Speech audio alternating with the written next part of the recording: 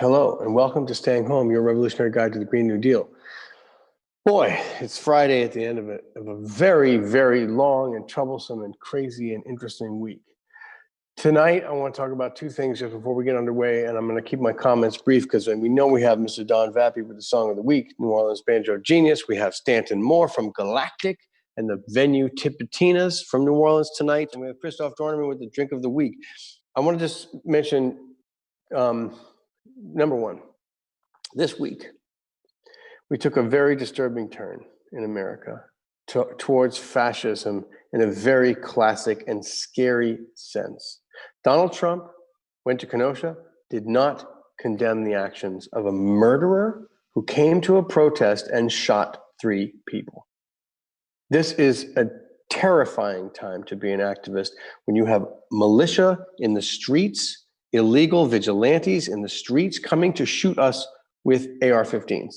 Make no mistake, that person, those 2 guys who got shot are, first of all, are heroes for trying to disarm this man. 3 guys that got shot, 2 died, 1 lost his arm. That could have been me. That could have been you. That could have been anybody out at those George Floyd protests. There could have been anybody out at these protests for Black Lives Matter. It could be your children. It could be your brother, your sister, your neighbor. This cannot happen. It must be condemned. And number 2, Donald Trump calling upon his attorney general to start to process arresting the leadership of Black Lives Matter. This is straight up Gestapo tactics. This cannot be allowed to stand. We need to organize in every swing state in this nation, from PA to Texas to Arizona to North Carolina to Ohio, to get this man out of office. This is incredibly dangerous. We are sliding towards direct fascism in America. This is as serious as it possibly can be. This is lawlessness, vigilante justice, and murder. And the other topic that we need to explore today is Red Alert Restart. We have the fireplace colored red tonight. Red Alert Restart is all of these independent venues across the United States are putting red lights up in front of their venues. Because live music and live entertainment venues are in a lot of trouble right now. They're not getting the assistance they need, where the bailout money is running out. And we need, this is an independent venue we got right here. We need assistance to be able to stay doing what we're doing. So tonight we have Stanton Moore from Tipitinas, the legendary Tipitinas in New Orleans, to come on and talk about the hurdles that venues face. And we're going to talk to him about that. But tune into this, Red Alert Restart. All these venues that have been dark for months now are having red lights up in front. I've already lost so many favorite venues in my lifetime to gentrification and economic inequality and poor planning. And we've already lost several venues that I love, movie theaters and all these places. We have to start to stand with independent venues. So Red Alert Restart. All right, let's start the show. Let's bring on Mr. Don Vappy with our Song of the Week. Don. Yes, sir. Donald Trump is saying he wants to arrest the leadership of Black Lives Matter. If nothing sounds to me like Nazism, that's what that sounds like. Man, I don't know what to say about this cat, because he's just not. You can't pay attention to what he says. You have to kind of watch what he does, because he says things to throw you off, because he's a really, really good con man. Yeah, but he's doing these things. Like, there are like unmarked vans pulling people out off the streets, federal troops. He's talking about defunding New York City. I mean, the truth of the matter is, like, this has to be stood up against, in my view. I mean, this is a dangerous, dangerous step. That's full-blown fascism. You start talking about arresting the leaders of opposition, political parties, opposition groups. I mean, that's textbook Stalin, Hitler craziness, Yeah, it is. It is. And the problem is that we had a chance to do something, but they didn't remove him from office. They impeached him. Well, and well, I think it's our chance at the moment. It's on us. I don't know now. if protesting is going to help, because he's gotten such a hold in the different institutions. I mean, Bill Barr and Mitch McConnell are worse than Trump, because they go along with it. See? Well, I think protesting does matter at the local level. I think protests have gotten great strides in a lot of cities right now, especially. And I think it is a moment where we get to elevate these issues through protest. Does protest affect Donald Trump? No, Donald Trump doesn't care about anything but himself. It was brought up on this program earlier by Jonathan Myberg of Shearwater, that Donald Trump has no friends. No, he wouldn't. Somebody like that wouldn't. I mean, normally you might challenge that and be like, well, I guess wasn't Michael Cohen his friend? It wasn't Roger Stone his friend? Man, look what he's done. Stormy Daniels his friend or something? I don't know. I mean, he doesn't even look like he's got a good relationship with anyone, let alone like his wife, nobody. People that he's dealt with have been the greatest, the best people. And then when they do something he doesn't like, he claims to not even have met them. Right. So, I mean, he's a total sociopath. You got to watch out for people who don't have any friends. That's a scary person who has no friends. Yeah. You know, Don, I am personally so hurt by watching three of my brothers in the streets of Kenosha gunned down by a crazy Nazi white supremacist with an AR-15, 17 years old. And now people are calling this man a hero. And I'm hurting over this. Like, I'm grieving over this. And we are grieving over Jacob Blake. Jacob Blake related to one of our good friends in New Orleans. I can't say the name of the person of the family, but it's been personal here. Right. And so much of this happens personally within the Black community. Can you talk a little bit about the personal aspect of this because I know that the song we're going to do is going to help us heal a little bit, help us commemorate this moment a little bit. Well, first off, man, the kid, I'm going to say kid because he was 17. And I have to say that he was taught that. Yeah, he was taught that. So I really feel sorry for him, but at the same time, I feel sorry for all of these people that hate so much. And I just don't know if the response, if to hate back is the response. I don't think that's it. I mean, we just got to keep going forward. I mean, Do you see hate coming back though? I mean, is that what you're seeing? No, I don't, but it's close, man. I mean, it could be self-defense, but he shot one of his guys in Portland. I mean, oh, well, I did watch the video of. It's and that guy was walking around with pepper spray. Yeah, and he was just randomly pepper spraying people in the streets. At the same time, it definitely looked like the gunman was looking for an opportunity to claim some type of self-defense so he could. I mean, the whole thing. We've got to stop the people getting shot, the violence that's shot. You got to stop that. The Brookings Institute wrote something that really, I'm like, whoa. They call it acceleration. Okay. They're trying to break down all of the institutions, the police, the norms, break down all the norms to where you can start a war, an internal war. And there's a group that's exactly how you. I mean, we've got. You're saying that because examples, the police and Donald Trump and the federal troops are breaking down the norms, that they're pushing that button to accelerate. Yeah, I don't think all police, but a lot of people are. They get offended. Not offended, but they get. They just go through the roof when you say defund the police. That's why I was careful about using that term, because I could completely agree that reallocating funds that police departments get maybe for mental health services to make a call like that. I mean, domestic violence calls have always been the most dangerous for police. But the way police deal with Black people and the way police deal with white people in general has been different. There's not every policeman. I'm not going to say that because I don't want my words to be taken wrong. But man, it's a problem. And I mean, we do need to deal with these things differently, You're tuned in to Staying Home, your revolutionary guide to the Green New Deal. We'll be right back. You're tuned in to Staying Home. This is Josh Fox. This is your revolutionary guide to the Green New Deal. I'm here with Don Vappy. We're going to do the song of the week. Don, what's this song? You played this song at the very beginning with George Floyd and the George Floyd protests. We're playing it again tonight. Talk about it, and then let's hear it. I think we all need a song to get us through this week and this moment. Yeah, well, it's an old song. It's How Come You Do Me Like You Do. And at the time, I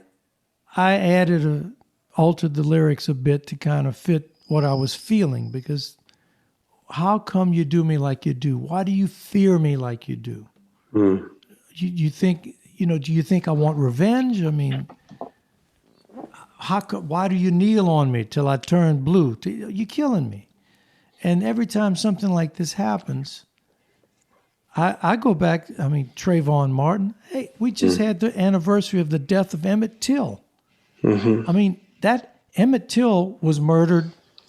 I call it murder, lynched. Mm-hmm. Yeah. The year before I was born, man, a few months. I'm born in January of 56. He was killed August of 55. Now you can imagine parents, man. I can. Anyway, I'm just going to play this, man, because it's like nobody's trying to hurt you. People out there that are afraid. Mm-hmm. Black people aren't trying to hurt you. Right. It's not about color. It's always about some money and power, and they will divide you. Anyway.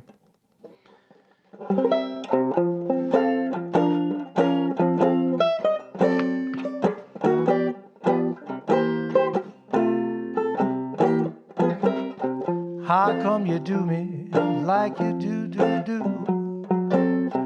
How come you do me like you do? Why do you fear me like you do?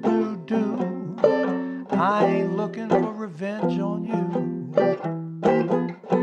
Now can't you treat me right and show respect to me? Or maybe black and brown skin is all you see. How come you do me like you do? How come you do me like you do? Now how come you do me like you do? How come you do me like you do? Why do you kneel on me till I turn blue? Does my life mean nothing to you? Is it the guilt in your soul from Jim Crow and slavery?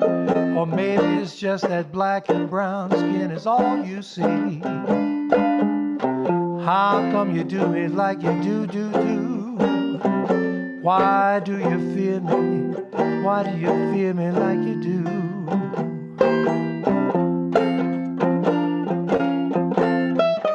Jameer Rice, Trayvon Martin, Brianna.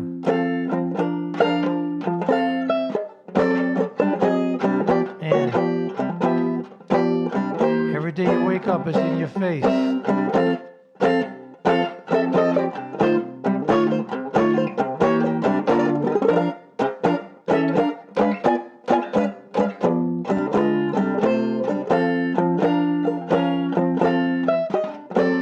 This banjo was something that made us hate, and we brought it here. How come you do me like you do? How come you do me like you do?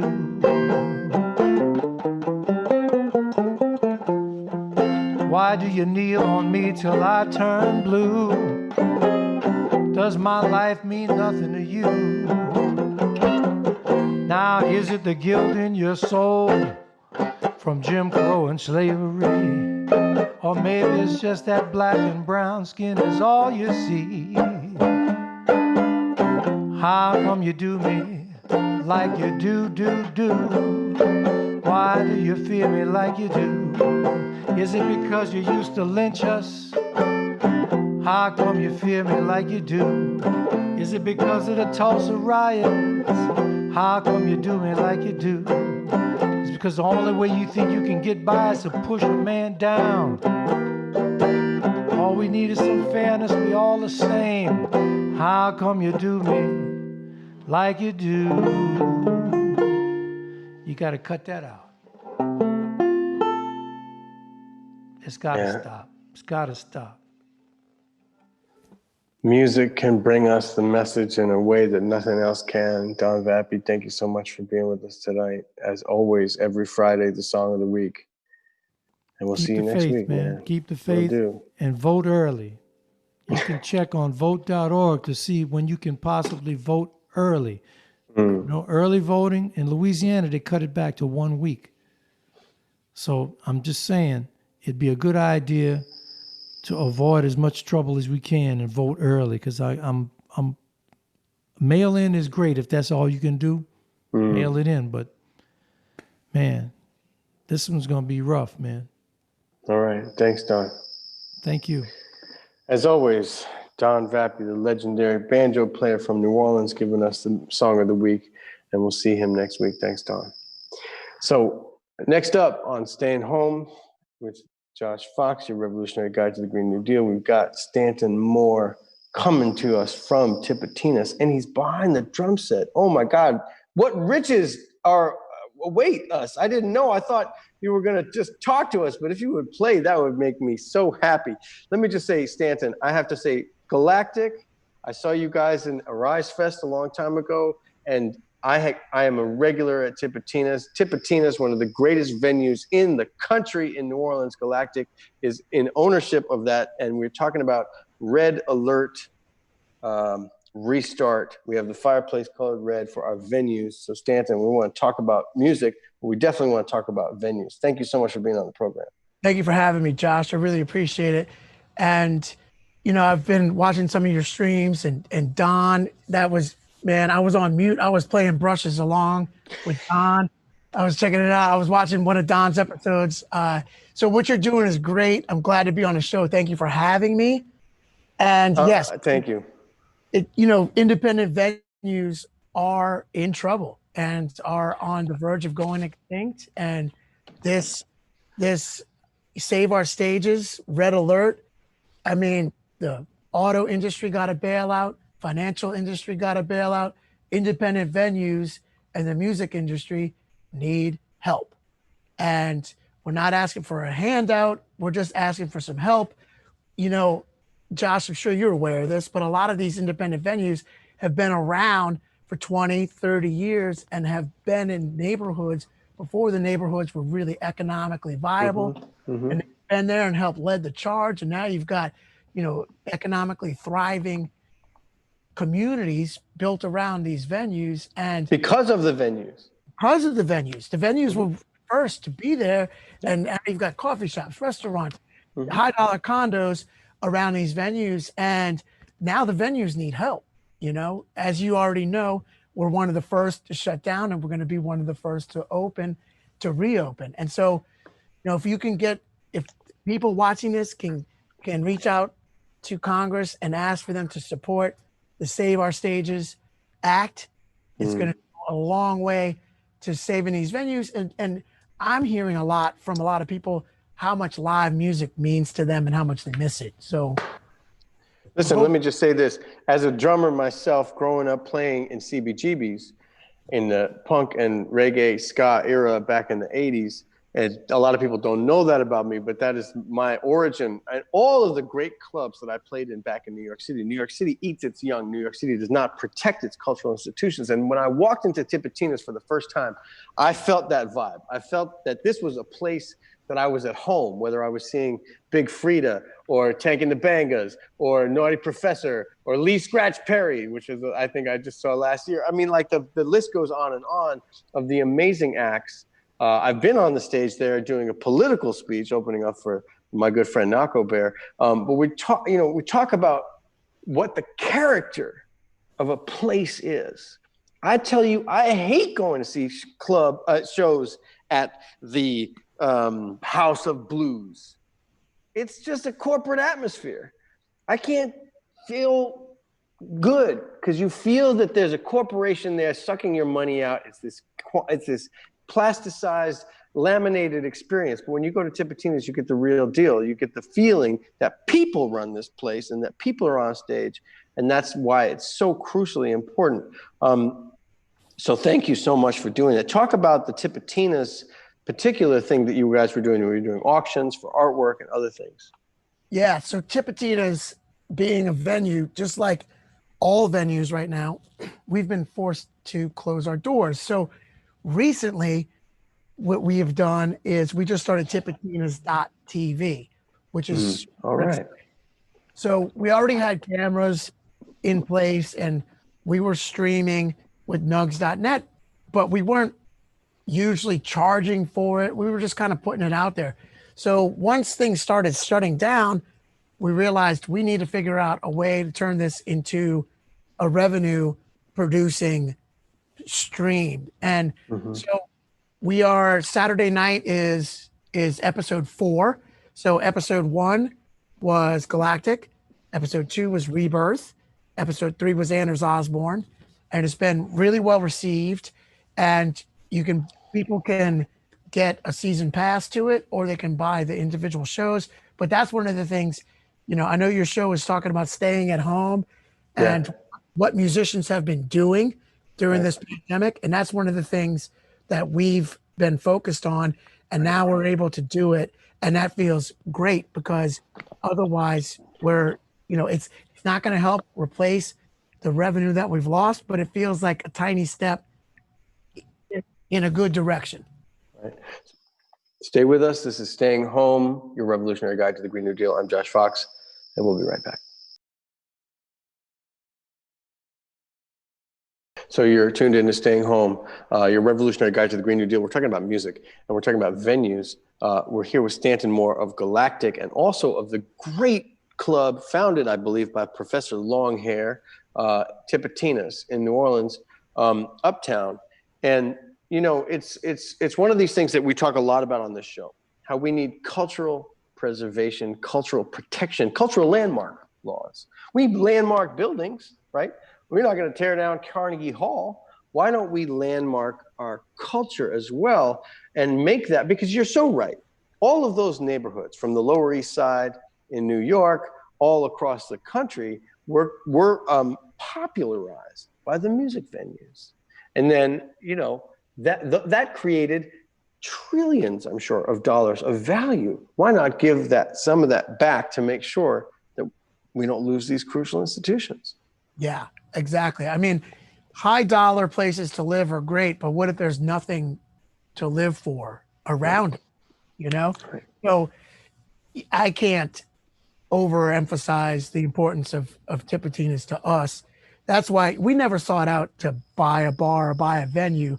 We had the opportunity to save our favorite venue in the world and a cultural landmark. So we were like, let's do it. And now, of course, we find ourselves holding the bag during this global pandemic.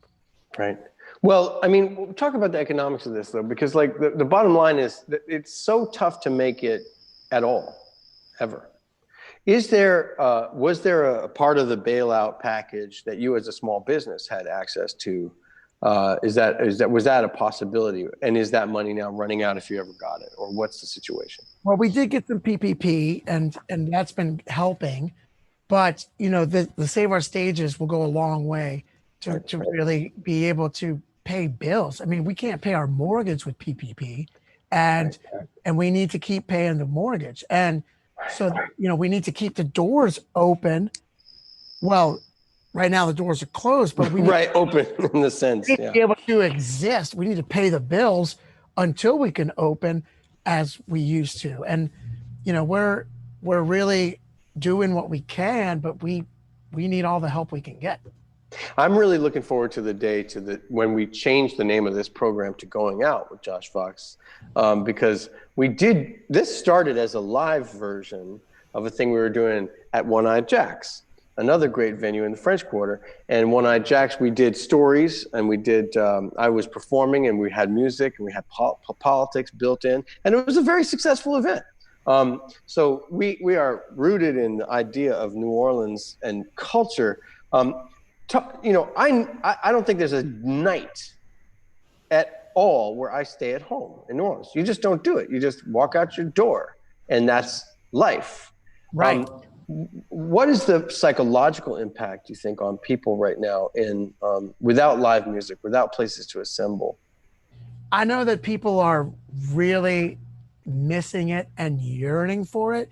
And what I hope the long-time psychological effect on the public in general will be is a greater appreciation for music I think so. culture and realizing that music doesn't just appear out of the air for free, that there are people creating it who make their living creating it.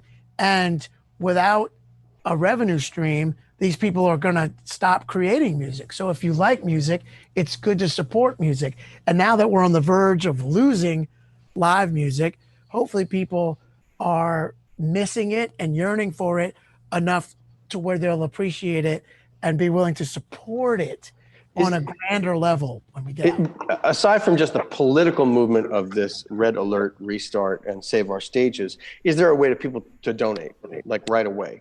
Because Yeah. I would do that, because honestly, I'm like, okay, you know what? It's Friday night. I would be going out to Tipitina's. I would be going out to Bacchanal. I would be going out to a place, whatever.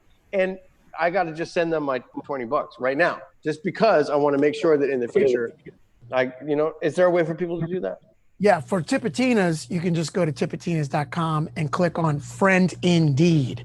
And then it goes straight. There's a PayPal link and a Venmo link. And It's also a moment. Sorry, did I cut you off?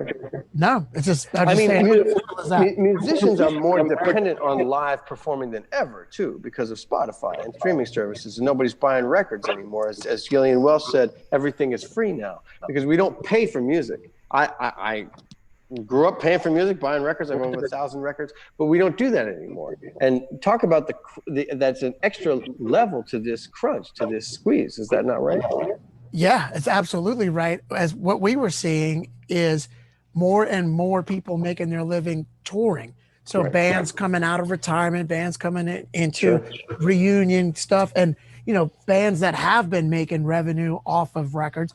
But there are so many young bands who are starting up and they're realizing, oh, if we want to make anything of this, we have to tour. So we used to plan tours 6 months in advance and we thought we were way ahead of things. Then it became 8 months. Then it's become over a year. So luckily we've been doing it for 25 years, but we were holding dates.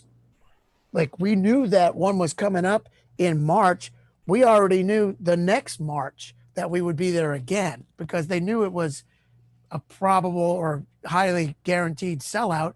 So luckily we kind of got into a yearly rotation, but now, it was becoming there was so much competition of young bands and older bands. Everybody was touring to make revenue, and now you can't even tour.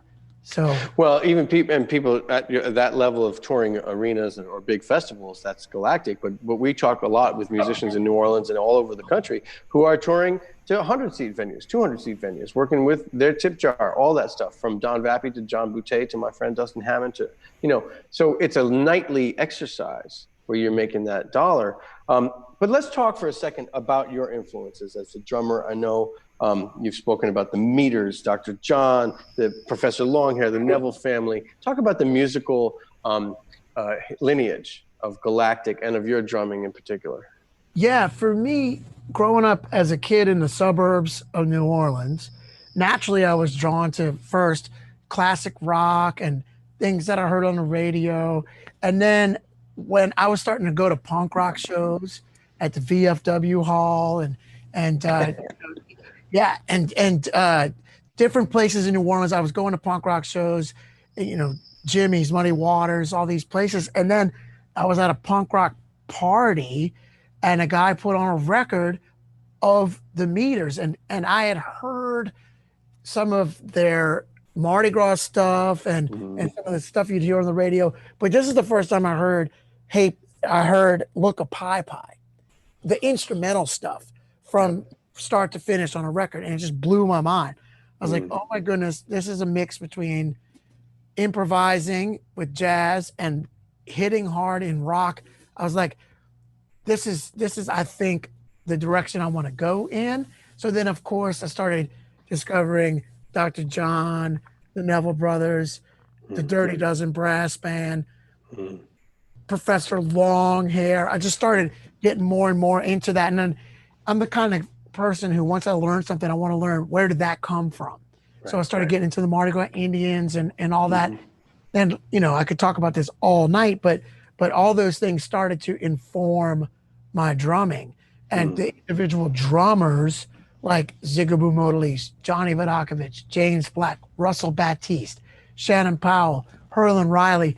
For people who aren't familiar with these names, that might be going by really quick, but when I talk about these names, I'm just spouting out saints. Like these guys are like religion to me, and who I am without them. It's interesting. New Orleans is one of the only places in the world where the local bands get more people to come than the outside big touring bands. I've gone to see Broken Social Scene at the Joy, 100 people there. I went to see Dirty Projectors at that venue, I forget what his name, down at Chapatulas. There was 80 people there, Sleigh Bells, 90 people. If Tank and the Bangas is on, that place is sold out. If Big Frida is on, it is sold out. If you have, Naughty Professor, they're on, it is sold out. It's because the local has a tradition there that Galactic, I think, is a part of.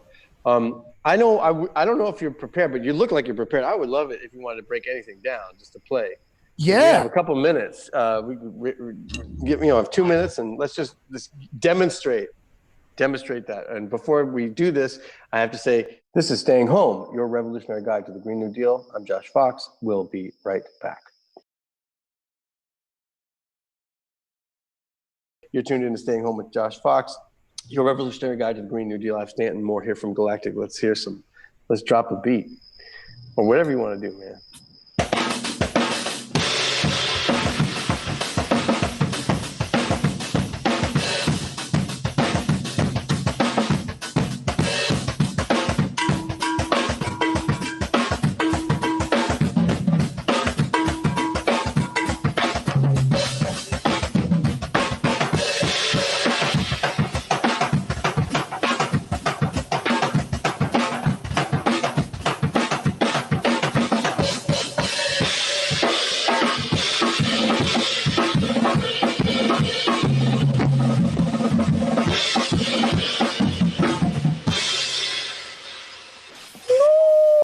Like a face melting moment right here. And you can get a sense of what it would be like to watch on Saturday night, Tipitinas.tv, right?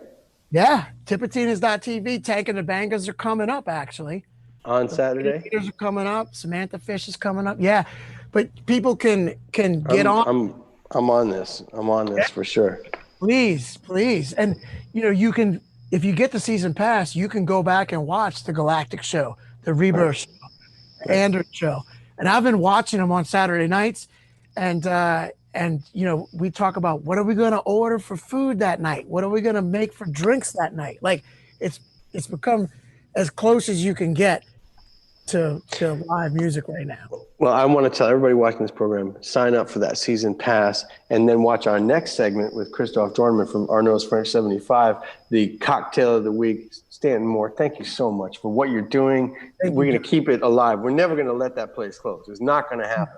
No, can't We're let not going to let any of our sacred venues get lost in this. And French 75, moment. I love French 75. All right, perfect segue. Stanton, thank you so much. Tipitinas TV, get your season pass. I appreciate it so much. Thank you, Josh. So let's bring on the man, the legend, the myth, Mr. Christophe Dornemann. I am ready with my shaker right here to do the cocktail of the week. Christophe, are you with me? Here, I see him walking over. Let me just say, that was extraordinary. Oh my God. It felt like I was back at Tipitinas. Oh, it makes me crazy. I'm going to walk. Yeah, I'm a huge fan of Stanton Moore, and I know he comes to our bar or came to our bar pretty often, and always a pleasure to serve him. Huge fan of Galactic, one of my favorite New Orleans modern funk bands. And when I saw him on the show, I was really excited. So So what an embarrassment of riches we have had this week. To counter the fascism in the streets, we have Don Vappy, we have Stanton Moore, we have Randy Bryce, we have the New Hampshire Youth Coalition, we have Christoph Dornemann. We went a little long with Stanton, so we have a little bit less time. But from what I understand, this drink is a little bit more simple. It's one of the first ones we've ever done, right? 7.5 minutes to make a, what are we making? we're gonna make a Gold Rush. Yeah, it's actually the first drink that we made for the show back in the day. Seems like forever ago, but it's just a very basic cocktail that is really satisfying, and is also not a very well-known cocktail. And it's just a perfect thing for somebody to make for themselves at home or for their friends. So, all right. The Gold Rush. I feel the rush. I do. Yes. And every moment that I spend with you, Christoph, is gold. That's how I feel about it. But Oh, I'm well, telling you, thank you so man, much, we're, you know, we've been, I think in about a month's time, and I'm not going to guarantee this, I think we will be shifting operations down to the great city of New Orleans to be coming to you from a different studio. The secret cause of us being here in Pennsylvania is that I've been shooting a movie out in the woods, and my girlfriend, the wonderful Ranger Bunn, Kaylee Bunn, has had a job doing her rangering out in the woods here in PA, but it's almost over. And we're going to come back to the great city of New Orleans, and who knows, maybe even broadcast from on the street. We'll see what we can do, but We look forward we to that. have to fight for our culture. Anyway, Yes. lay it on me. Yeah. All right. So you're gonna get your bourbon I or have whiskey that you I have, have on some hand. whiskey right here. A good. This is a whiskey that comes from Saskatchewan. No, I'm kidding. All right, go ahead. Yeah, you're just gonna do 2 ounces of your whiskey. 2 ounces of my finest whiskey that I'm not going to even name because it's not very fine. All right, let's keep going. All right, and then you're gonna use honey. So I do a mix of a little bit of honey and a little hot water. So Okay. it makes it easier to pour. But if you're doing raw honey, it works fine, but it is kind of messy. Well, guess what? I'm doing this raw honey, and this is a honey that comes from right down the street from me. You can't see it, but I can literally ride my bike, and it's in the middle of a like 2 miles of dirt road, and you see these like 4 or 5 different crates, and that's where this honey comes from. Tyler that's Hill, awesome. Pennsylvania, Adams Apiary, 40 Ellison Road. If you're in Tyler Hill, Pennsylvania, drop by there. It's great. Yeah, I mean, raw honey, local honey is great, and it is good for the environment, and also is delicious. So, yeah, for you, I would probably you're going to do a little less than a half an ounce of that. I used 1 knife glob full, so whatever that is what's going in here. 1 knife glove, but you might want to do 2. You'll see how you like the taste at the end. It's pretty. I think it's pretty thick with the honey goodness here. I'm mixing it. All right, and then you're going to do 3/4 ounces of lemon juice. Ah, the wonderful addition. My favorite ingredient in any cocktail, I have to say, these days is the lemon juice. I've just been super into the lemons. I think maybe it's the vitamin C, maybe it's the freshness, maybe it's the summer. Yeah, for me, it's the summer. I mean, I like a stir drink, but lately it's been a lot of sours, a lot of, gimlets and daiquiris and gold rush. It's just a nice way to keep. I think it just makes you feel refreshed at the same time as you're getting smashed. All right. All right, then you're good to go. I mean, you have your lemon juice, you have your honey, and your bourbon. And I put in the ice. Now you can do this drink on the rocks. I kind of like to do it on the rocks. Are we shaking this one? Sorry, what? Yeah, you're going to shake it. Any cocktail that has juice is going to be shaken for the most part. So there we go.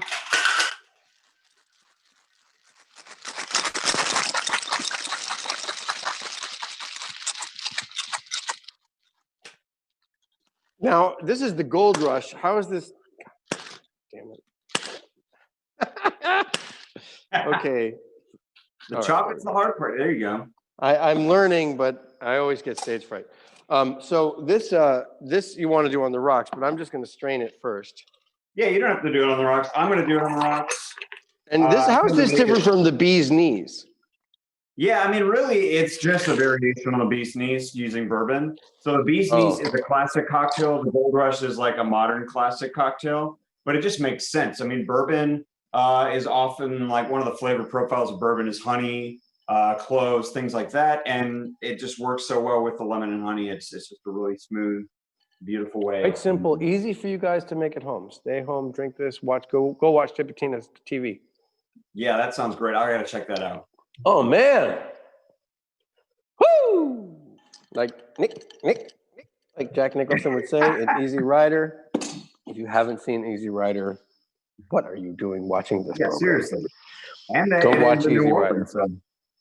I try to model my entire life off of all the things that Peter Fonda doesn't say in Easy Rider.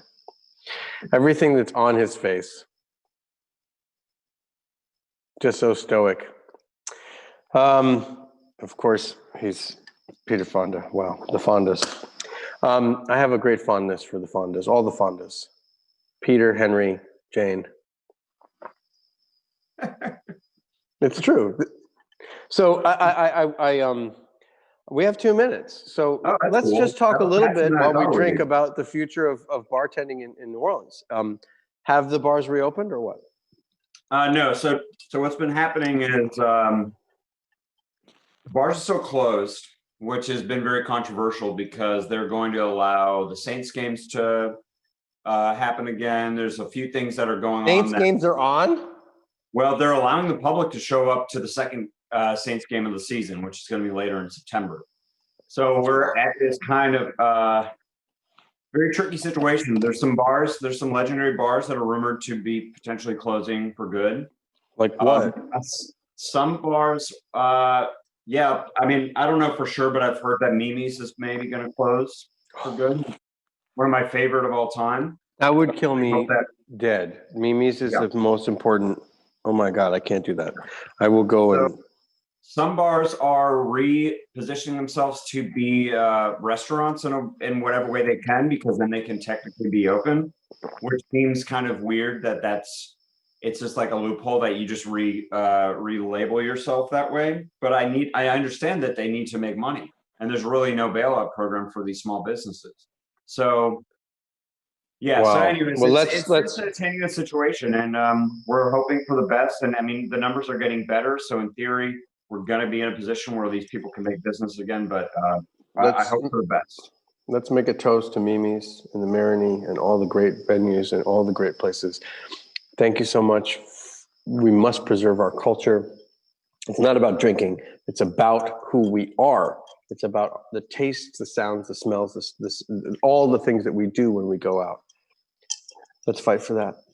Until next time, this has been Staying Home. Let's get to a place where we can go back out. Let's make sure we contain this disease. Thanks, Christoph. Thank you. All right. Cheers.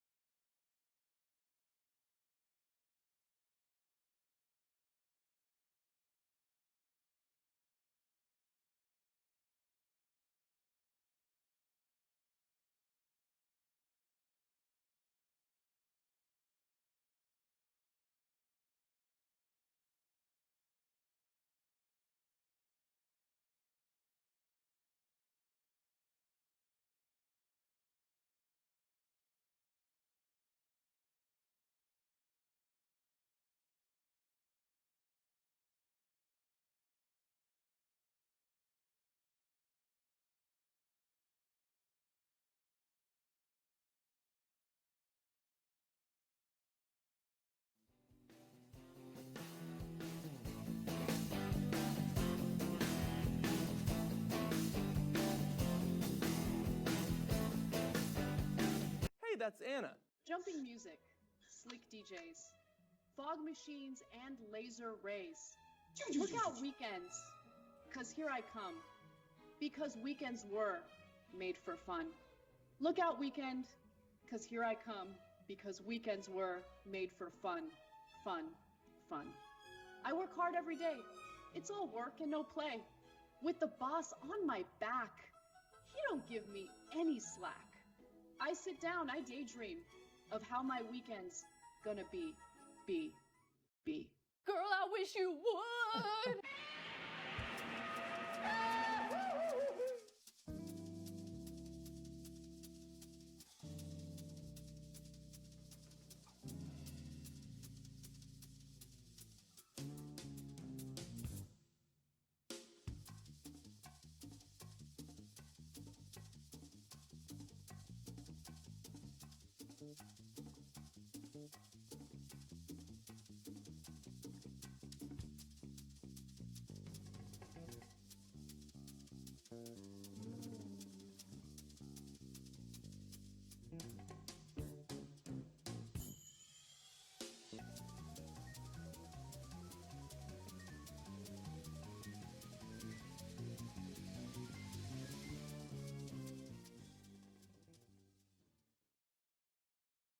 Hey, that's Anna. Jumping music,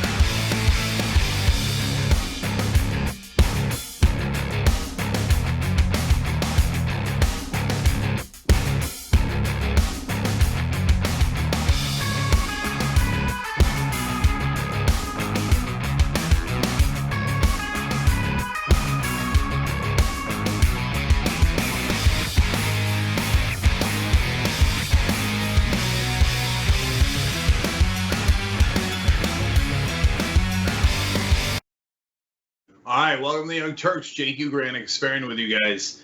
Lots of fun programming notes to begin with. So first of all, no show on Labor Day on Monday, so don't panic. It's going to be okay. But we love you guys for panicking. And then on Tuesday, we're going to make it up for you. Bernie's birthday bash. So we've been telling you about this for a little while. 7:30 p.m. Eastern after the regular show. But wait, now a shocking surprise guest. Confirmed today. I'm not kidding, and you will be genuinely surprised. Like, really? Huh. Wonder who that is. Okay, so don't miss it. You'll love it. And tonight, fun little programming note for you guys. Twitch.tv/TYT. Common Room is back.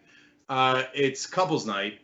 John and Arlene and Brett and Brooke Marks. Okay? Jesus, you guys have good-looking wives. It's insane. God bless. God bless. Okay. All right. Lots of stories for you guys tonight, and there will be rage. So let's get started. All right. Michael Forrest Reinell, the Portland man who admitted he was responsible for the fatal shooting of a right-wing radical during a night of clashes with Trump supporters, was killed by cops as they attempted to apprehend him.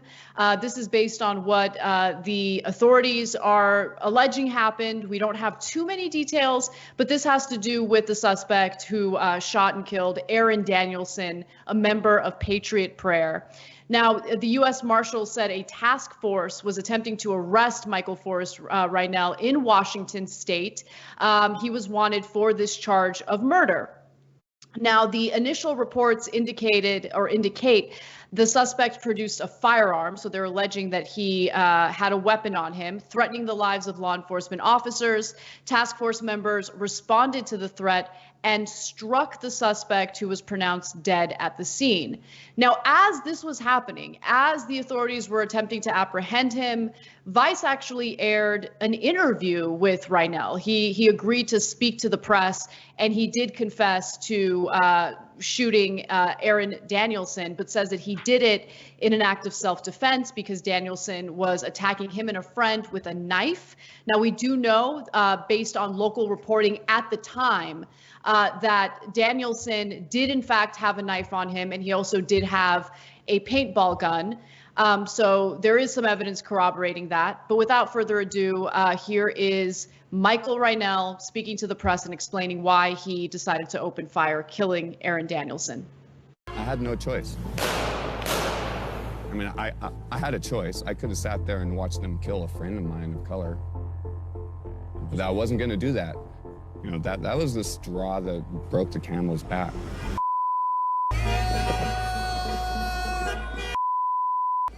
My name's Michael Forrest Reinell, born and raised Portland, Oregon, 48 years old.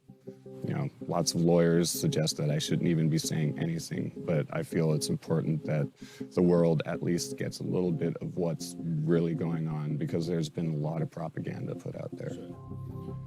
What I will say is that I felt that my life and other people around me's lives were in danger. And I felt like I had no choice but to do what I did. So before the authorities shot and killed him, he had also mentioned to the press that he is not a member of Antifa, despite the fact that was widely reported. He did describe himself as 100% anti-fascist, but never said that he was 100% Antifa, which was something that was originally alleged. Cenk. Yeah, so first of all, Rhino should not have gone there with a weapon. Like Kyle Rittenhouse, put the weapons away. Don't go in the middle of heated, passionate situations with guns, because then people will use them. And soon, both sides will be using them. Well, they're already both sides using them. What I'm worried about is both sides using them at the same time. So this has got disaster written all over it. Okay. And I'm going to, in a little bit later, give you some quotes of his where he did talk about potentially using force. Now, having said that, Kyle Rittenhouse defenders say, well, you know, he was hit with a skateboard after he shot someone else in the head. So he had every right to kill the guy who was trying to apprehend him or stop him from killing anyone else. Self-defense, right?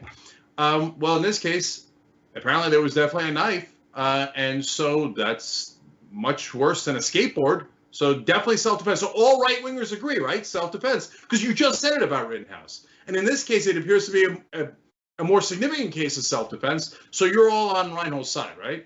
Oh, you're not. That's so weird. See, I'm consistent on it. Both of them should not, both the right-winger and the left-winger should not have gone with weapons, and they should not have used those weapons. But the right wing will say, oh, when the right wing does it, at the slightest provocation, or after Rittenhouse shoots someone in the head and someone chases him down, he's being chased down after shooting someone in the head, self-defense, not guilty. The other guy, oh, there's a knife and he might have killed someone. No, not self-defense. Why? I don't know. He's left wing. Like, it doesn't require rationale. So now let's look at the cops and whether they were consistent or not. Rittenhouse goes and murders 2 people and shoots 3 and walks up to the cops with his assault illegal weapon. Yeah, illegal assault weapon hanging out. Cops are like, hey, how you doing? They let him walk right up to their car. Okay, if he's black, he's already dead. You're walking up to a cop car with an assault weapon. Dead. dead, no question about it. Rittenhouse saunters up after killing 2 people. So the cops are like, hey, how you doing? And then they let him go. Now, in the case of Reinhold, the cops chase him down a couple of days later. Now, this is super important. Every right-winger online is lying. Every one of them is like, oh, he shot at the cops. He shot at the cops. What are you going to do? He shot at the cops. Of course they had to murder him. No, that's not true. According to the latest reporting, here's CNN. Initial reports indicate that this suspect produced a firearm.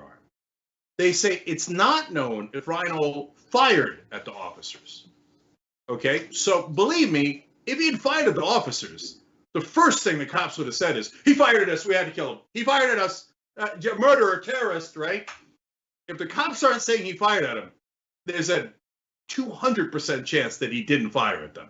So, oh, he's running away and he produced a firearm. Yeah, let's just kill him. And so, do I trust the cops that they were under threat? No, I don't. The cops are always on the right-wing side. The cops are always against black people and always against the left wing in nearly every instance that we've covered. So, trust cops on blind faith. You must be nuts. And look at the fact patterns here. One guy, oh yeah, you want to come right up to us with an assault weapon. Oh, you're a right-winger and you just murdered left-wingers. Who cares? Come on up, buddy. Oh, you told us. Oh, that's okay. Go home. The other guy, he might be running away and he produced the firearm. He didn't shoot it or anything. He had plenty of opportunity, apparently. We don't know. We'll find out more, right? But right now, the story is he produced a firearm, so good enough. Shoot him. Dead, dead, dead, dead. So there's no end to the hypocrisy. I mean, yes, you're absolutely right. The hypocrisy is there. We've been pointing it out every single day. And I'm not saying that we shouldn't point it out every single day, but I'm personally done feeling angry at the hypocrisy because they know that they're being hypocritical. They're intentionally being hypocritical. They're intentionally applying a double standard. And we're trying to reason with people who think it's totally okay for, first of all, for police to do extrajudicial killings in this country without allowing people to have their day in court, without allowing people to go through due process and the criminal justice system. They think it's totally fine, right? As long as it impacts specific groups of people. So there's that. And they're just not interested in fairness. They're not interested in equality. These are people who aren't interested in the facts. And so once you kind of accept that they're not honest actors, that they engage in these conversations and these debates with bad faith, well, then it's not that the anger goes away, but it's just this understanding of why even bother reasoning with these people? Now, it is important to point out the hypocrisy for everyone else because there's a great deal of misinformation, actually disinformation, involving these protests. As we've given you in previous stories, we've given you statistics. Right-wing extremism in this country is more of a threat when it comes to domestic terror. And we got to keep giving people that information in order to combat the disinformation that we're hearing from the Trump administration and from other right-wingers. Trump, by the way, also had seen the interview on Vice and immediately tweeted after, "Why aren't the Portland police arresting the cold-blooded killer of Aaron J. Danielson? Do your job and do it fast. Everybody knows who this thug is. No wonder Portland is going to hell." So to your point, Cenk, and by the way, he was obviously shortly killed by cops after that. But I bring that up because it goes to your point, Cenk. We saw the type of defensive commentary Trump provided for Kyle Rittenhouse, essentially talking about how he was defending his life. But when it comes to someone on the left, someone who identifies with the protesters, well, he's a cold-blooded murderer, and why doesn't the FBI do its job and get him arrested immediately? So that's what we're dealing with. There's one more video, by the way, from his interview that I'd like to go to, so let's take a quick look at that. It was a free-for-all, and the police were letting it happen.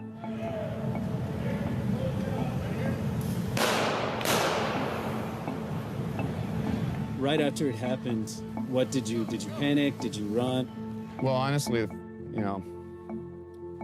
Those are a bit of details I probably don't want to get into, other than just simply saying that, you know, I realized what had happened. I was confident that I did not hit anyone innocent, and I made my exit. You okay? Okay. And just to reiterate, you feel that it was totally justified. Totally justified. Had I not acted, I am confident that my friend and I'm sure I would have been killed, because I wasn't going to stand there and let something happen. What they've done is they're trying to make it look like we're all terrorists, and they're trying to make me look like a murderer. And look, the part of that video that I definitely agree with, and we've seen it in multiple cases, not just in Portland, is that the police seem to allow some of this chaos to happen. We saw in the case of Kenosha, Wisconsin, the cops were very friendly to the armed militia members who were there, including Kyle Rittenhouse. They passed bottles of water to them, literally said, you could hear it in the video, "We appreciate you guys, we really do." So I think that perspective is important and isn't portrayed accurately enough in the way it's reported elsewhere. But I also want to be fair and note that, you know, I'm suspicious of Reinel's side of the story, and he has, as Cenk alluded to earlier, promoted the use of violence. Sometimes he would say, no, violence isn't the way, but other times he seemed to be more open to using violence as a way to combat you know, Trump-fueled fascism in the country. And he has some stuff in his criminal record that makes me wonder. So we got to give you the full facts. You know, it is what it is. So, all right, look, first of all, Anna, in a sense, you're right. Like, I grew up naive. I thought the cops were good guys, and partly because I was brainwashed by mainstream media. Every news report is. Growing up, you watch local news, black guys did something wrong. Cops are amazing heroes who shot black people. Cops are always telling the truth. Always telling the truth. They're angels. They risk their lives for us. When not really too often. I mean, they just shoot at any threat at all. But that's not what we were told. We were told growing up, cops are the greatest things on earth, right? When you find out, it turns out, no, whether it's Kenosha, Wisconsin, or Portland, or New York, where we're going to show you later in the show, cops let a guy who runs over protesters, they help him in the beginning, they help him afterwards, etc. It turns out, no, the culture of policing, is every cop fascist? Of course not, right? But is the culture of policing pro-fascism? Absolutely. In this country, unfortunately, it is. So when you realize that, not only now, but in retrospect, I didn't know all of our lives were in danger because the police aren't actually on the side of all the citizens. And I don't think 90%, 95% of this country realizes that. And so if you're a left-wing activist and you want to yell at me and say, Cenk, you should have known earlier, okay, fair enough. But you have to understand, the people you know aren't the majority of the country. The overwhelming majority of the country has been brainwashed by the media into thinking that cops are angels that walk on earth here, or maybe walk on clouds. And they always tell the truth, and they're just totally neutral and just trying to protect you. When in reality, the history of policing in this country is beat up and assault and abuse and oftentimes kill minorities, and always be against the left wing, crush the left wing at every turn. So they are right wing by their training and culture. So it shouldn't be. So now when we see with our own eyes, because there's cameras everywhere, yeah, okay, now I'm freaked out. Because, I mean, if you have a fascist leader like Donald Trump and he gives them permission to start murdering people in the streets, or covering up for the murders of people, or if a left-winger ever does anything, including self-defense, just shoot him dead, who cares? Well, that's a scary place to live, man. It's a super scary place to live. And so that's where we are. Now, in terms of Trump, you know, we all know it. It's fascism defined. Oh, somebody had a skateboard, self-defense, kill anyone you like, as long as you're on my side. Oh, you're not on my side. Somebody was going to stab you or your friend, you monster terrorist. Cops, why haven't you murdered him yet? Cops, get in there and murder him. This is U.S. Marshals. They're federal forces. So there's the president telling them, you better go take that guy out. And, shortly thereafter, they go and take the guy out. So that's how fascism works. Now, back to Reinhold. I want to be super clear about this. Here's quotes from him. He said, every revolution needs people that are willing and ready to fight. I'm 100% Antifa all the way. So he did say it. I'm willing to fight for my brothers and sisters, even if some of them are too ignorant to realize what Antifa truly stands for. We do not want violence, but we will not run from it either. So he says both sides, and I don't care if he calls himself Antifa. I don't care about the label. I like this stupid media, like, oh, Antifa. Oh my God, Antifa. Trump said they're terrorists, so I'm going to treat them as terrorists. No, you're an idiot if you think that. In this case, though, you see what happened. He said, if the police continue to pick on and beat up innocent citizens that are peacefully voicing their objections, it must be met with equal force. Don't do that. No, you're not going to meet it with equal force. You're going to potentially kill someone, and then you're almost certainly going to get killed. It's a really dumb idea has happened here. He says, we truly have an opportunity right now to fix everything. It will be fight like no other. It will be war, and like all wars, there will be casualties. So that is wrong, guys. Do not do that. Do not bring guns to things. Don't think that you're going to outforce them. That's an idiotic way of thinking. And so, look, MLK and Gandhi did nonviolence, and it worked. And it wasn't just because they were giants as moral figures. It was also because they were smart and knew that they were outgunned. There was no way in the world Gandhi was going to outgun the British Empire. And he knew that, and he said that. Same thing with King. So if you think that a couple of left-wing guys are going to outgun the entire police in this country, you're an idiot. No, civil disobedience works. That requires even more courage. But if you're right that the right wing and the fascists run this country, for the moment being, yes, you're right, they do.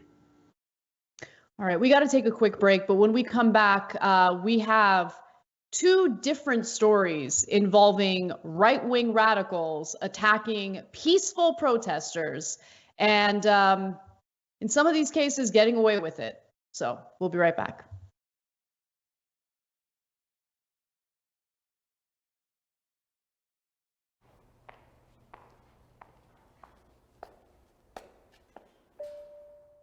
Can you name the representative of your district? The representative of my district? Oof. I have no idea. I actually don't know who the representative of my district is. Do you know what the corporate tax rate is? I think it's pretty high. I should know this. Like in between 20, 25%? I don't know. How many amendments are in the U.S. Constitution? Oh, no. This brings me back to grade school. I should know this because I was a history major, but I do not remember. I don't know that. I don't know. I don't know. I have no clue. Nope. I don't know the answer to that one. You don't know? I didn't know. It's time to change that. We live in the best country in the world. We live in the most powerful country in the world. We love our American freedom, but only half of us take part in the political process. Only half of us vote. We don't fulfill our duties as U.S. citizens to make this country a better place. It's time that we use our voices as a team, as a country, to become better. We will stand up. We will be empowered. We will stay educated and informed about politics every single day because it's our responsibility. And Politiscope just made it easy for you. So join me, join us, and let's be Americans.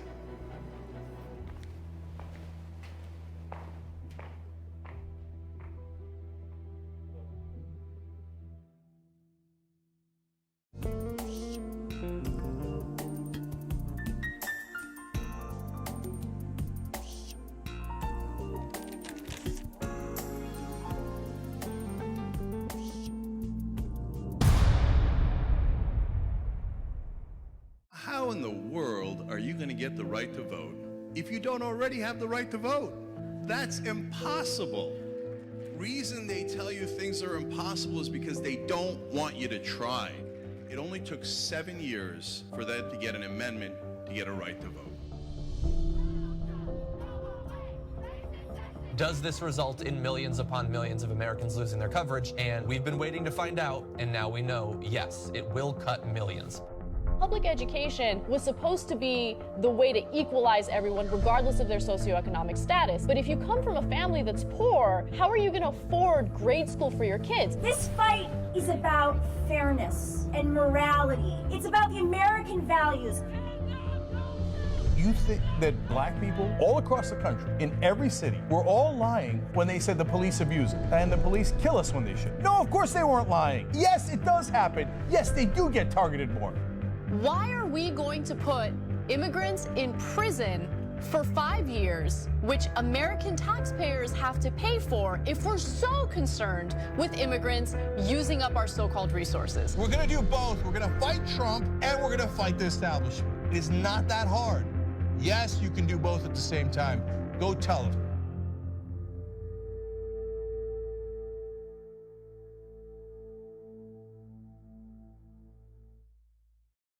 ShopTYT.com has new shirts like this one. And you're thinking, Cenk, what is that one? I can't see it other than the black. Yes, so I'll show it to you.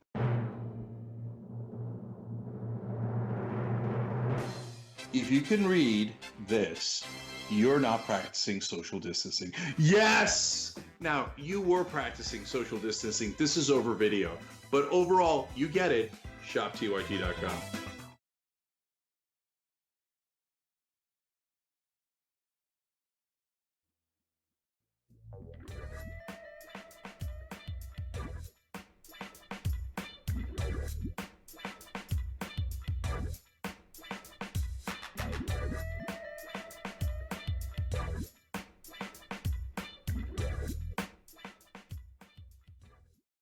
All right, back on Young Turks. Let me read some comments from our members. Tui Seratops, sorry, I'm sure I mangled that. It says, would a hero cancel his HBO Go and Netflix subscription and upgrade his TYT account from insider to producer? I'm not saying anything. I'm just saying. That hero also canceled the Netflix subscription he was paying for his teenage sister, though. Let's move on before I say something that's going to get you upset. Okay. No, I love you. TYT.com/join and TYT.com/upgrade. Okay, so a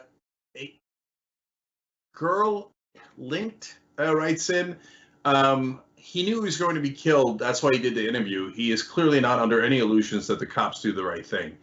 I hear you, but in a situation like that, please turn yourself in and hands up with a lawyer to the precinct, okay? You don't take any chances. Mondo Libre says, at least the man got to speak before he was permanently silenced. Leroy Not Jenkins says, Cenk is so right about how local news is so pro-cop. The propaganda they used made me think that I had to be one of the good black people. Glad I had enough guidance from my parents. That actually shook me a little bit, Leroy. Thank you for writing in with that. I appreciate it. All right, new Young Turks members on YouTube that just happened. Seb, Mickey Nyland, Gora Chahuri, William Lobato, and Dwayne Jackson. Love you guys. And the last one's from Twitch. Now I'm on La Vida resub for their fourth month with Prime. And I love the quote. The quote is, 4 months of giving TYT Bezos' money.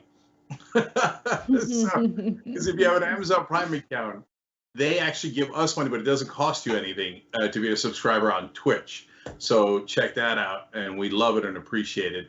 Thank you, everybody. And please don't forget TYT.com/go. That powers us and allows us to give you progressive messaging at like a fraction of what the right-wing billionaires pay their idiot hosts for propaganda. And they serve those billionaires. We serve you guys. TYT.com/go. All right, and if you share the stream, we love you, and it helps a lot. Go ahead, Anna. All right, so the right wing has been obsessing about left-wing terrorism in the country, even though statistics do not bear that out. In fact, right-wing extremism continues to be a national security threat. one that Donald Trump has completely ignored, and we're seeing the consequences of that. So some of the more recent cases involve two men in Missouri who were arrested because they were planning on going to Kenosha, Wisconsin, in order to carry out acts of violence, to loot. According to federal agents who had been tailing them, they were arrested in Pleasant Prairie, so they made their way to Wisconsin after receiving a tip. They were coming to Kenosha to possibly loot and pick people off. Now, here's the scary part. The FBI tracked Michael Carmo and Cody Smith to the La Quinta Hotel in Pleasant Prairie on September 1st. Investigators said they searched the men's vehicle and hotel room, where FBI agents recovered an AR-15 assault rifle, a 500 AB 12-gauge shotgun, 2 handguns, a silencer, ammunition, body armor, a drone, and other materials. Now, both men have pretty serious criminal records, and they had no business, no right to own those weapons. So they had possession of those weapons illegally. Carmo and Smith told agents they, quote, wanted to see proof of the rioting and were planning to drive to Portland, Oregon next, saying they were willing to take action if police were defunded. And I think based on the weapons that were found, we know what they mean when they say take action. There are other cases of right-wing radicals carrying out acts of violence recently, but before I get to that, Cenk, do you want to jump in? Yeah, so if you're wondering, hey, that's weird, this is the first time I'm hearing this story, well, there's a good reason for that. So if a Black Lives Matter protester, let alone leader, or someone from Antifa had loaded up a whole heap of weapons and said they were going to loot and murder people, it would be the largest story in America.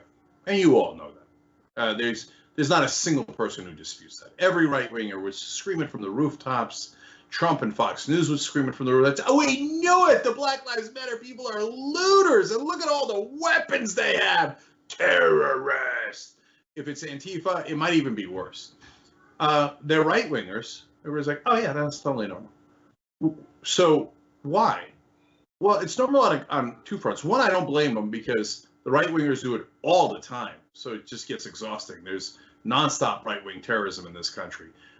So that's Tuesday. A right-winger was going to murder people, had untold weapons. And by the way, they were going to steal things. Okay. But the second reason is the more devastating one. It's because it's a matter of privilege. They think, oh yeah, I mean, the right-wing guys are patriots. And so they were going to defend the robbery. Whatever, who cares? It doesn't matter. The right wing can do whatever they want. But if anyone from the left wing ever does anything, terrorists! Oh my God, time to send in the tanks.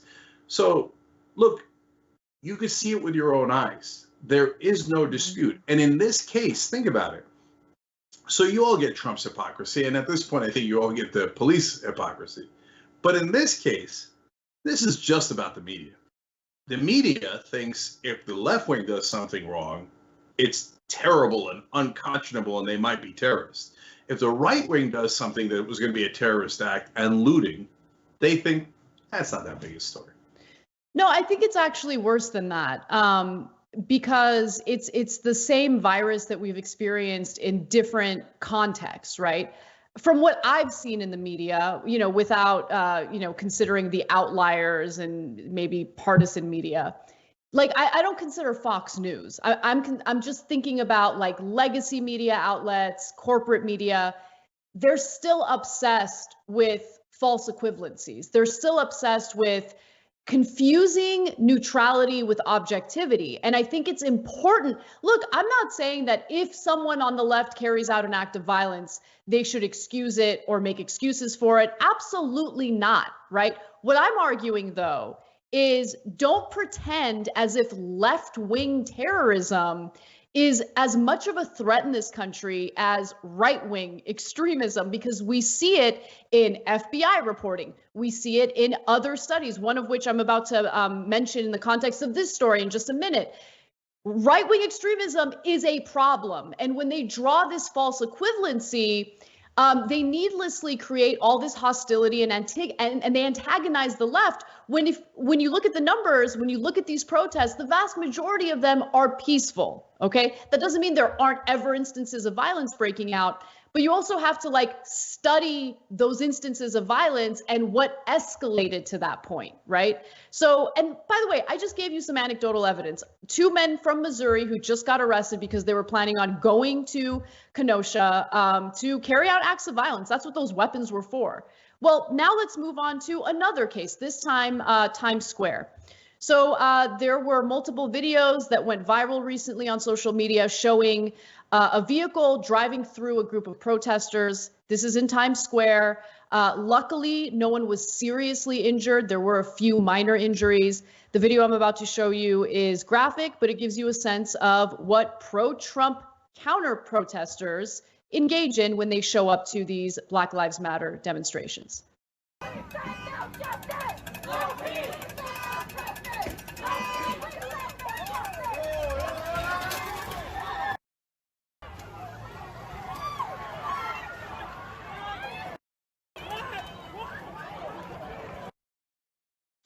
So the suspects in that vehicle, I just want to note, did go to the police. They were questioned and they were released with no charges. Let me give you the details on what we know so far. The vehicle's and I'm sorry, I'm going to jump in. I want you to give the details in a second. But I don't want any cop ever claiming that a car is a deadly weapon anymore. So if the people that are involved are the victims are right wing, or oh my God forbid if the victims are cops, or anybody just drives near a cop, they're like, deadly weapon, I had to murder him, I shot him in the head, right? No, you don't have that excuse anymore. You just told me it's not a deadly weapon. You just told me it's no big deal to run over people with your car. No big deal at all. As you're about to find out, it says because it's their right-wing buddies.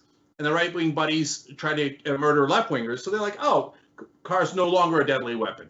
Oh, you come anywhere near a cop, we'll shoot you in the head and claim it's a deadly weapon in your car, whether it's a skateboard or a car.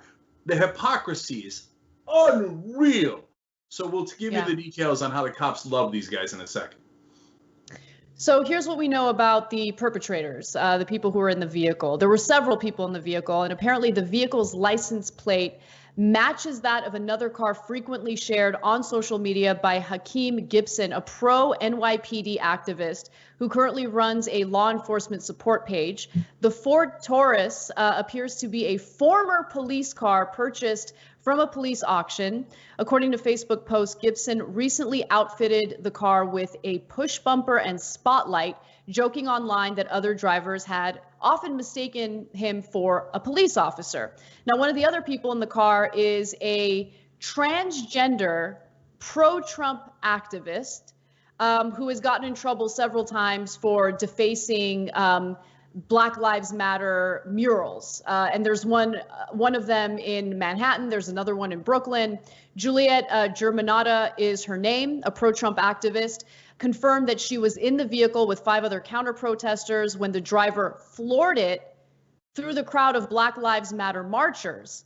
She said she felt threatened by the protesters and feared for her life, denying reports from eyewitnesses that the driver was the aggressor in the situation. Look, there are multiple videos of what happened from multiple angles. You guys just saw one of them. There were the protesters threatening anyone's life in that video you just saw. I mean, it's just, and what amazes me is they go and talk to the cops, and the cops are like, oh, you felt threatened? Of course you did. Yeah, totally fine. No charges, you're free to go. And the NYPD is telling the press that, yeah, we're still investigating it. Yeah, I'm sure they are. I'm sure they're really looking to, make sure justice is served in that case where someone could have easily died by getting run over. Yeah, so earlier you see the cops giving these guys an escort, right? Police escort. Well, and they're super friendly with them. Earlier, as in 10 seconds earlier. Okay, so here it is, right? So, oh, those are the cops. Hey, yeah, hey. And they're protecting them from other people who are just filming, right? Yeah, oh my God, a left-winger has a camera. That seems super dangerous. Let's protect our right-wing friends. Now, look at the car. The cops let him go. Okay. So they're going into the thing. So it's not like the car was surrounded by protesters. No, you just saw the beginning of that video, and the first video we showed you was the tail end. They come up to the protesters, and boom, they floor. Okay, so no provocation, anything. The cops look at it, they're like, "Oh yeah, those guys are our buddies that we just escorted and protected. Oh, they just ran over some protesters. Oh, great, no problem. Or did they chase them? No, of course not. And then the guys come in, and the cops talk to them. They go, "Oh, you try to kill protesters? Great, man. Thanks, buddy. Appreciate it."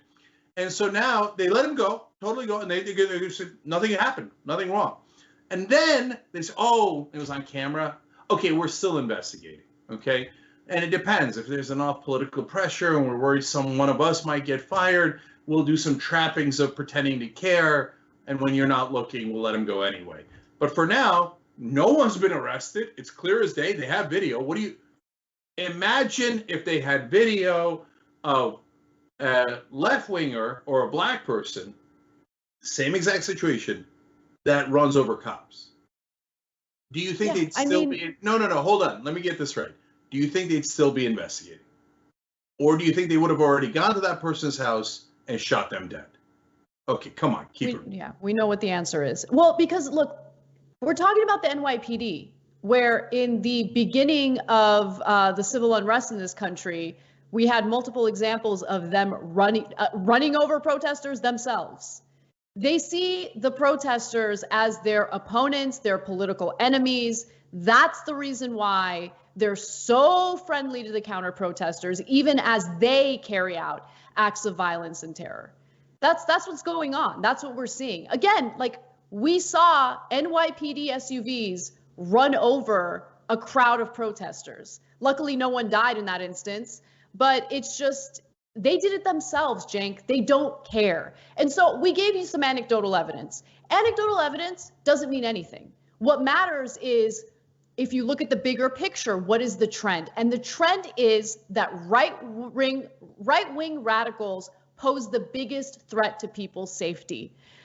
Here's another study that looked into this. It's a report by the nonprofit Armed Conflict Location and Event Data Project. They concluded that an escalation in the government response to protests and a sharp uptick in extremist activity means the United States faces a growing risk of political violence and instability ahead of the 2020 election. So their worries, their concerns are about how the Trump administration escalates violence and how right-wing extremism poses a threat, not just now, but as we get closer to the general election. And then they looked at the Black Lives Matter movement overall to see if there's any truth to this narrative we've been hearing about looting and violence and how dangerous they are. Here's what they found. About 93% of the racial justice protests that swept the United States this summer remained peaceful and non-destructive. So they looked at looting as well. 93%.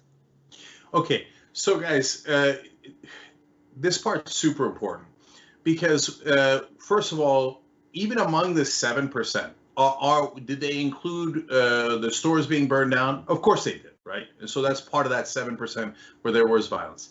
But a lot of the 7% was when counter-protesters showed up and began violence. And and even more of it was when cops showed up and started attacking the protesters. And so now they count both sides. So when left wing starts it, or the protesters start it, or they do violence, they count that. When the police then cause the violence to begin, they count that. They don't care who started it. They count, but they do note who started it, right? To the best of their ability. And the majority of it is police or counter protesters starting it. So now I'm only telling you that in the context of, so it's even a smaller number than 7%. So the overwhelming majority of the protests are totally peaceful. So now, when you turn on the news, is that the impression that you get? Now, I know part of why they do it. Burning buildings are amazing footage, and everybody gets scared, and then they get glued to their TV. And it's catnip for media. They just, they love it so much, right? And they show it 24/7. But when the media shows a couple of percentage points, like, hey, that happens 2-3% of the time, but they show it 24/7, it makes it look like it happens 100% of the time. So the impression left for the audience and for the American people is, oh my God, these protesters are constantly burning things down, and they're all rioters and looters, etc. And then the Trump and the Fox News come in and go, oh, the poor right wing, when they go in there and shoot people in the head, they're just doing self-defense. I mean, you saw the burning buildings. And so that's how propaganda works, and the whole country is misled, honestly, mainly by corporate media, into thinking that left wing and minorities are the agitators, the aggressors, and are mostly violent, when in fact, the numbers show you it's the exact opposite. Got to take a quick break. When we return, we'll talk about Donald Trump and how he has been a juvenile baby when it comes to criticizing others and then later denying it.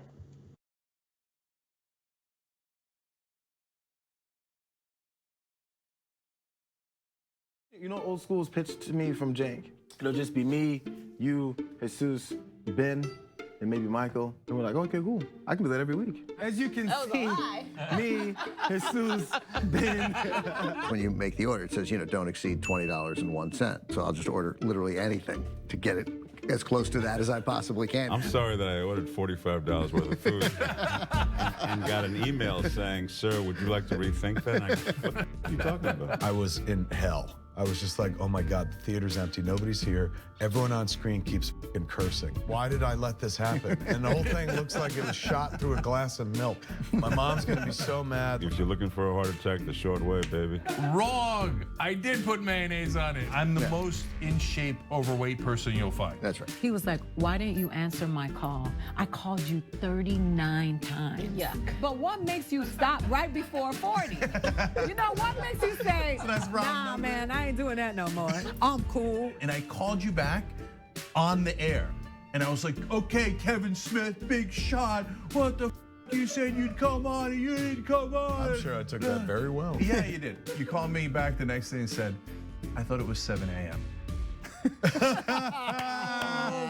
There's now deep fake porn. I don't know if you guys have heard of this. Heard of it? I just had some in the car. I'll tell you who I'm not f***ing, Ben Mankiewicz. Have you guys ever felt that? Not ever. And now it's just the three of us. This is the intimate hour. By the way, the last half hour of this, we're not even rolling. Fair enough. Kingsley. See, I watch movies. I'm done with both of you. Once Greg starts laughing, I can't stop. And I was just going to ask you about getting high. Snoogans? Snoochie Boochies. And members, of course, you can get the whole damn thing. TYT.com, join, and free trial. I'm old school with the old folks. Good John, come back! Electric cars are awesome, but they aren't the best tool for every job. You can't park them on the edge of the sidewalk while you run into the store for a few things. On top of that, an electric car is just financially out of reach for many people. That's where Zoom electric scooters come in. When I say electric scooter, I'm talking about small motorcycles with space in front of you to put your feet. The Zoom scooter has a range of 60 miles, offers a smooth ride up to 40 miles per hour, and can be charged from any electrical outlet. Start saving on gas while reducing your carbon footprint. To find out more, go to tyt.com/Zoom. Enter the code TYT50 to get an additional discount. I'm Brett. I would like to refer to this segment as the Do I Still Have This Talent show. So I want to see if I can play harmonica without my hands.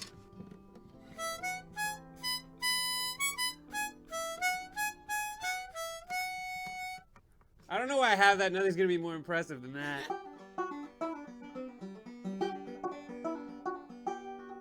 Nope, I don't know how to do this one. This one's a fail. Nope. Voting is a critical part of the democratic process, and right now it's under attack in this country. There are currently very powerful forces looking to undermine your right to vote, especially for the poor and minority voters. If for no other reason than that, we have got to push back against that and register to vote. Make sure that your voice is heard, that they are not allowed to suppress the vote. We fight back, and when we do, we win together. Register and have your voice heard in November. Our community faces a never-before-seen public health and economic crisis. Businesses are calling Levin Papantonio with their legal questions regarding COVID-19. You've asked and we've answered. If you're a business owner and have suffered financial loss or closure from COVID-19 and have questions regarding your insurance policy, call us for a free consultation. Some policies may provide coverage for lost profits and earnings. Stay safe, and together we'll get through this.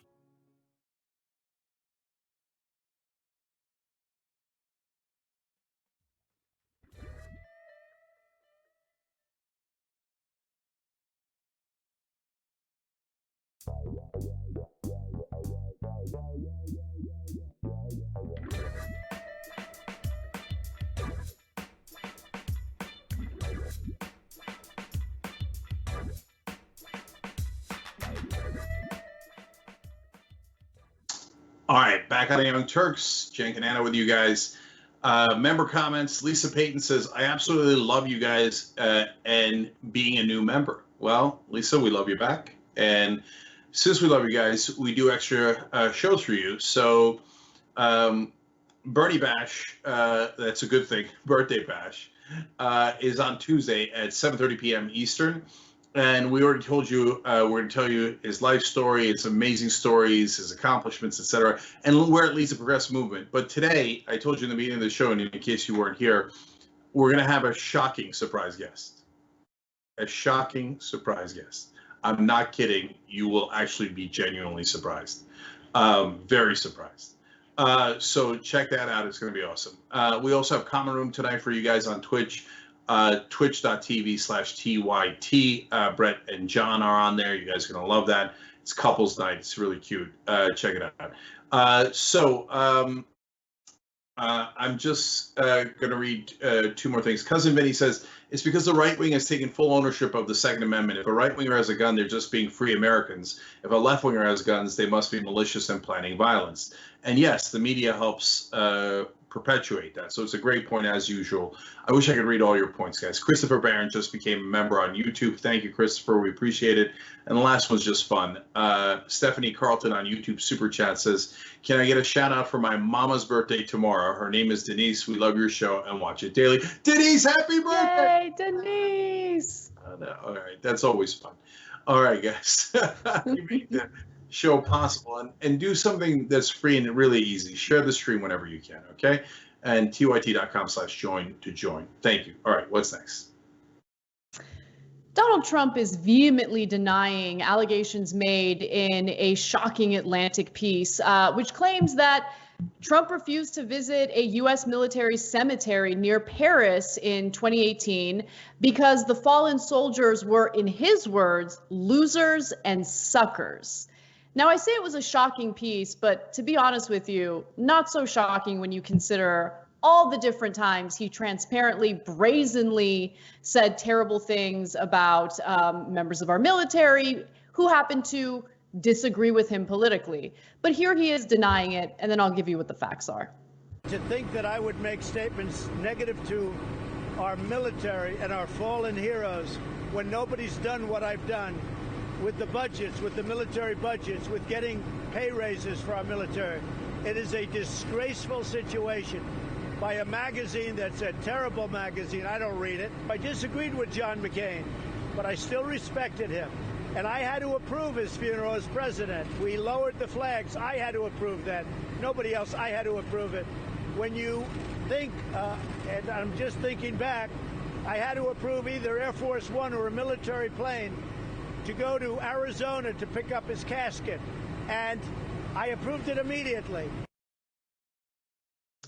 So let's take a look at a Trump tweet from 2015, because there's always a tweet. This is from July 18th, 2015, where Trump referred to John McCain as a loser.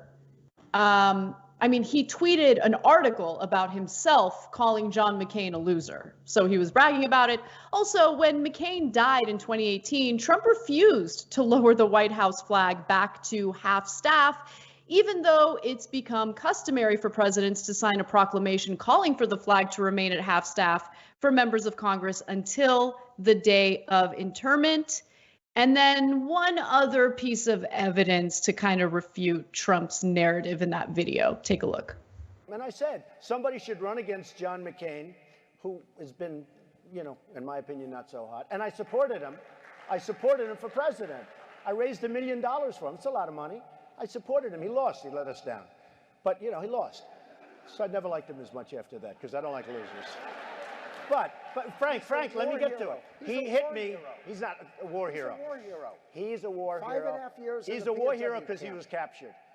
I like people that weren't captured, okay? I hate to tell you. That was from a 2015 event in Iowa, Cenk. So I don't know how to talk to Trump supporters anymore. That's why I say, like, I'm done with them in my personal life and everywhere else. Because the guy's a ridiculous liar. Doesn't he know that he tweeted out John McCain's a loser? Doesn't he know he said on tape? I mean, that was a massive moment. You guys all remember when he said, I prefer people who weren't captured. But earlier he said, I don't like losers, referring to John McCain. So why did he come out yesterday and say, no, I never called him a loser? He's just unbelievable. He's unbelievable. And so if you say, hey, you know what? I love people who are liars.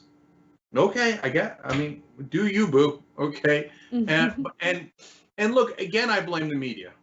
And because so many politicians lie and they never call it out. They enabled politicians' lies for decades. So eventually you got one that's so over the top that even they had to be like, whoa. And remember, you guys remember, it took them like a couple of years before they finally gathered up the nerve to say, well, what Donald Trump said there was not correct. And they're like, is it okay? Is it okay? Is it okay? I'm forgetting the name of the CNN analyst who finally just said it and then went on this 3-minute rant fact-checking Trump. He was fact-checking Trump's RNC speech, but he started that 3-minute rant by saying Trump lied. He's a liar. And I was like, is this CNN? What's going on? And so, yeah, you're right, Cenk. Like the fact that excited me because it's so rare, I think means something. And we'll get you the name of the person I'm talking about because he deserves all the credit. I'm just kind of blanking right now. But look, I actually think with this particular story and a few others, the media has done a decent job. So, for instance, Business Insider had a very lengthy list highlighting all the different times Donald Trump attacked members of the military, right? And fallen soldiers. So I want to read a few of them right now. In fact, as you guys can probably remember, in July of 2016, Trump attacked the family of Captain Humayun Khan, a slain soldier, someone who died fighting for the country, dismissing a speech his father, Kaiser Khan, made because he said Khan's mother hadn't been allowed to speak. The family said she had not spoken because she was too emotional to talk about her son's death. And he just kept going after that family. It was honestly disgusting.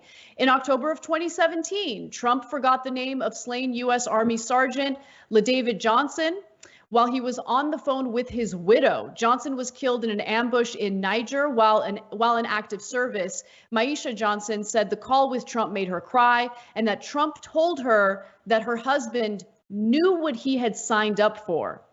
In November of 2018, Fox News' Chris Wallace asked Trump about his thoughts on retired Admiral William McRaven, a former Navy SEAL who was behind the mission that killed Osama bin Laden. He interrupted Wallace and said, "Hillary Clinton fan."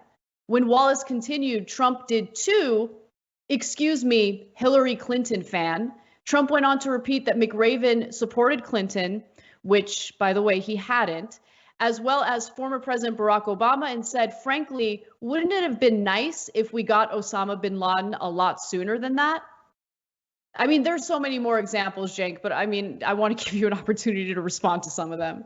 So and by the way, Daniel Dale is the CNN reporter that I was referring to earlier. Go ahead. So we've seen him call the generals losers thousands of times. And so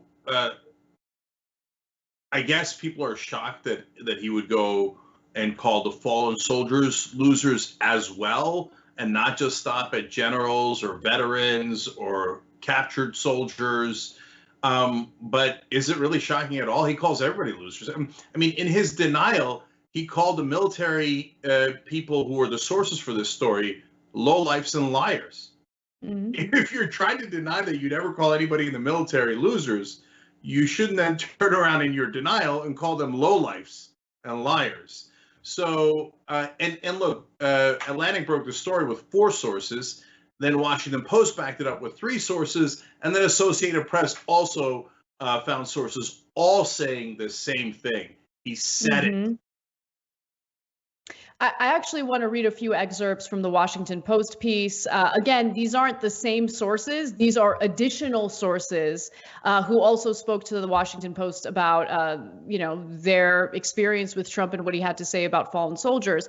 In one account, the president told senior advisors that he didn't understand why the U.S. government placed such a high value on finding, this is so disgusting, finding soldiers missing in action because they had performed poorly and gotten caught and deserved what they got, according to a person familiar with the discussion. Okay, that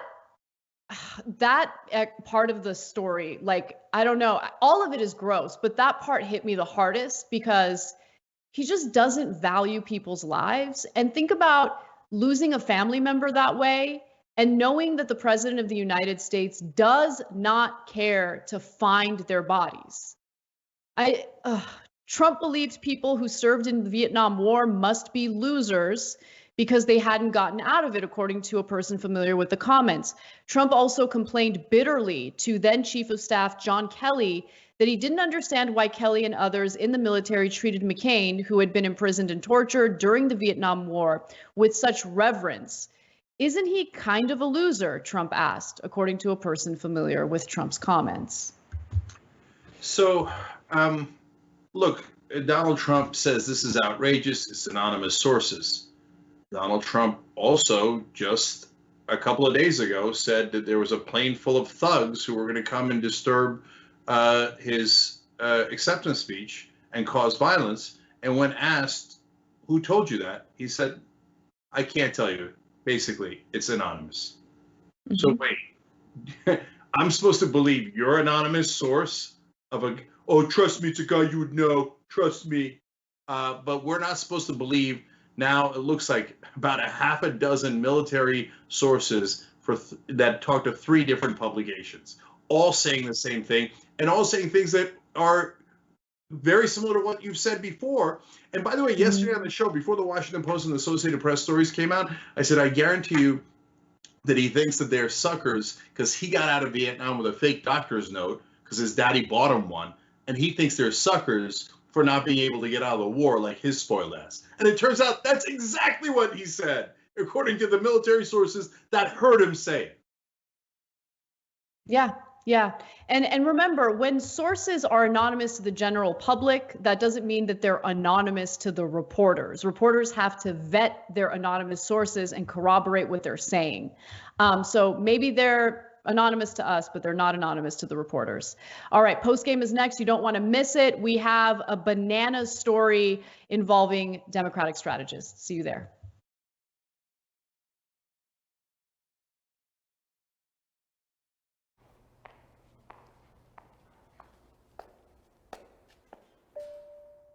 Can you name the representative of your district?